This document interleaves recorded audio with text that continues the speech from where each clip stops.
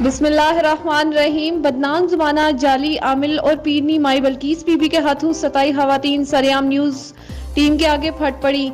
माई बल्कीस बीबी ने कैसे कैसे और कितने रुपए लूटे इन गरीब और मजलूम खवातीन से, आइए जानते हैं इन्हीं की जुबानी इनसे होने वाली जालसाजी की सारी कहानी। बिस्मिल्लाहिर्रहमानिर्रहीम। मैं साजिदा लालम से आजम नगर से बोल रही हूँ। तो मैं जरा ना भाई बीबी जी शादी दी और अंबल कर दी ते इन्हें को खराब सी।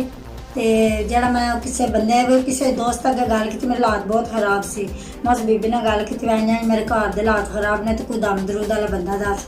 उन्हें मैंने कहा कि बीबी शादी तो अंबल कर दी है तो हर किस्म का तो वो मैं तेन लैके चली मैं लैके गई उत्थे तो उत्थे मैं गई तो उन्हें साफ सूफ ला के आख्या बई तू ठीक हो जाएगी।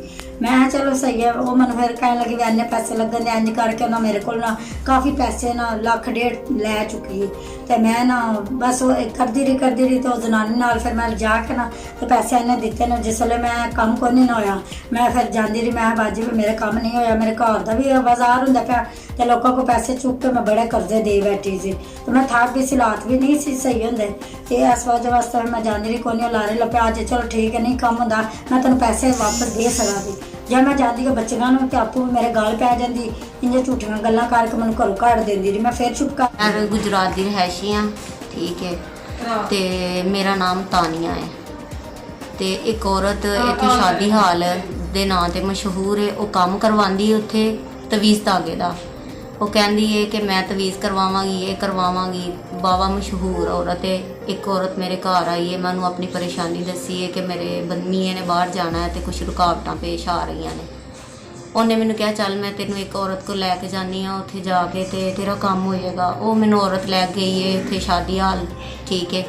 उत्थे लै गई है बल्कीस बीबी ना आ उस औरत का। उन्हें कहा जी तुहाडे उत्ते भारा काम होया है, तुहाडे उत्ते वारदातां चलियां है, किसी ने जाफरान दे किसी ने उल्लू दे तवीज़ किते ने, ये होया वो होया, तुहाडा काम ठीक हो जाएगा। तुसीं मैनूं ना ਇਹਦਾ मैं हिसाब किताब लगवा के ਤੁਹਾਨੂੰ ਦੱਸਣੀ है। तुसीं मैनूं 10,000 रुपया दो पहले जमा करवाओ।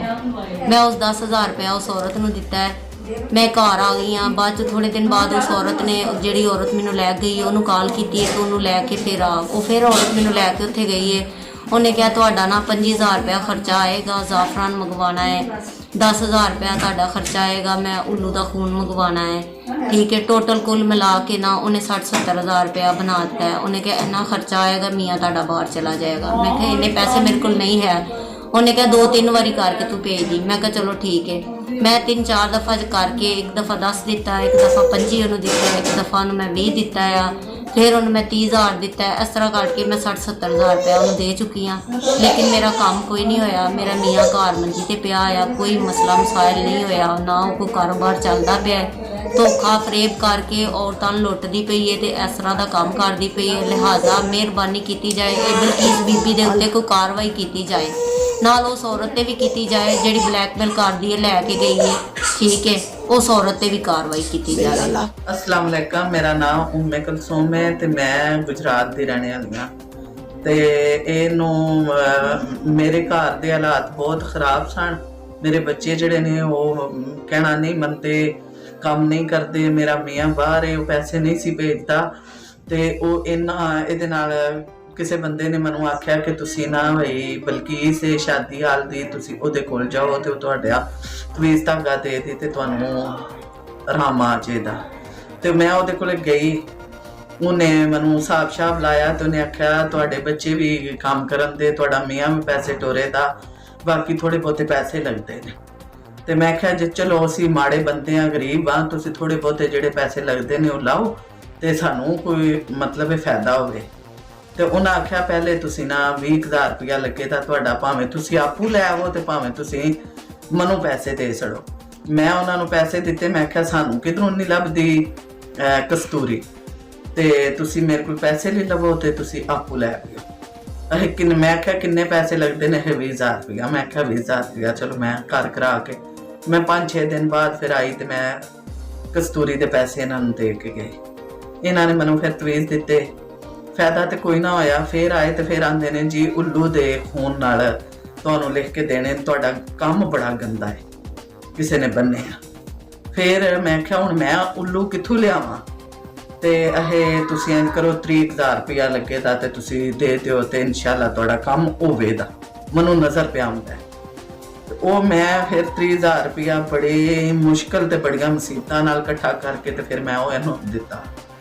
ਤੇ ਫਿਰ ਇਹਨੇ ਪਤਾ ਨਹੀਂ ਲਿਖ ਕੇ ਦਿੱਤੇ ਜਾਂ ਨਾ ਲਿਖ ਕੇ ਦਿੱਤੇ, ਕਾਹਦੇ ਨਾਲ ਲਿਖ ਕੇ ਦਿੱਤੇ, ਮੈਂ ਤਵੀਜ਼ ਜਿਹੜੇ ਨੇ ਉਹ ਇਹਨੇ ਲਿਖ ਕੇ ਦਿੱਤੇ ਤੇ ਮੈਂ जी कब्रस्तान दबने ते फलाने करने ते ये करने ते वो करने ने सारा कुछ किया। गलत असी आप लोग भी आए इन्हां लोकां ते असी यकीन करने आ। बाकी गल ए वे फिर उस तो बाद इन्हें मैनू आख्या जी तुसी थोड़े जे पैसे तुहाडे होर लगने, तुहाडा काम नज़दीक है। फिर इन्हें मेरे को पैसे मंगे, फिर इन्हू मैं रुपया 50,000 दिता। मैं आख्या भी कर दिओ काम, वो जेड़ा पैसे मेरा बंदा टोरे वो मैं वो इनू दे आवां, ਜਿਹੜੇ ਪੈਸੇ ਟੋਰੇ ਮੈਂ ਇਹਨੂੰ ਦੇ ਆਵਾਂ। ਤਕਰੀਬਨ ਇਹਨੇ ਮੇਰੇ ਕੋਲੋਂ 1.5 ਲੱਖ ਦੋ ਲੈ ਲਏ ਤੇ ਕੰਮ ਕੋ ਨਹੀਂ ਹੋਇਆ ਕਿਸੇ ਕਿਸਮ ਦਾ।